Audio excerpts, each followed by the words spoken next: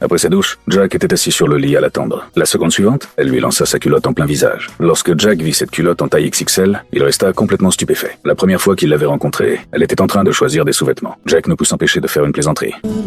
Excuse me? They're a little big, aren't they?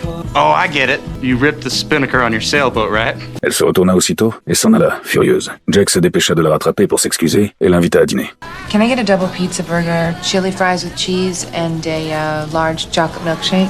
Jack était complètement perplexe. C'est alors que la chaise s'effondra soudainement. Jack se leva immédiatement, inquiet de savoir si sa petite amie était blessée. Un serveur accourut aussitôt. Jack ne put s'empêcher de se plaindre. What's this shit made out of, anyway? Puis, il quitta le restaurant avec sa petite amie. En voyant la silhouette de sa petite amie, les passants se moquèrent d'elle. Jack alla immédiatement leur demander des comptes. Il leur montra même fièrement qu'il avait une petite amie magnifique et pleine de charme. Mais il continuait malgré tout à la mépriser. Jack revint pourtant tout heureux. Ensuite, ils allèrent boire un verre. Mais avant même que Jack ne réagisse, elle avait déjà vidé d'une seule traite un immense verre. Puis, ils allèrent faire de la barque. Annie, qui pesait 200 livres, fut projetée directement dans les airs. Sa petite amie monta sur le plongeoir. Hey Billy, stay over near the ladder. Jack était complètement déconcerté. Elle plongea la tête la première dans l'eau. Un énorme jaillissement éclaboussa tout autour.